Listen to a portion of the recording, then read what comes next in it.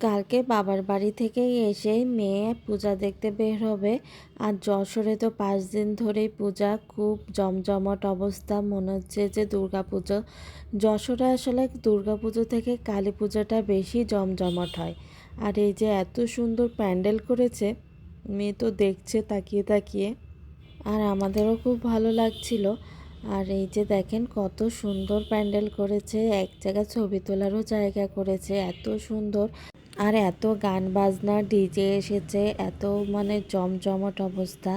আর ঘুরতে ঘুরতে তার বান্ধবীর সাথেও দেখা হয়ে গিয়েছিল, তাই আর কি তার বান্ধবীকে নিয়ে একসাথে আর কি পূজা দেখতে বের হয়ে পড়েছে। তার বান্ধবীকে নিয়েই সব পূজা দেখেছে। আমাদের বাড়ির পাশে মাঠেই একটা পূজা হচ্ছে, সেই পূজাটা এত সুন্দর, এত ডিজে এনেছে, আর চারিপাশ দিয়ে মেলা বসেছে।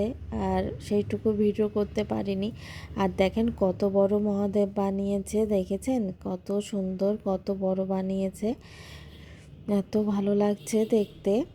আর সবাই গান বাজনা নিয়ে আছে। আর আজকেও আশা করি বেরোবো, দেখতে পাবেন ছোট ছোট ব্লগগুলো।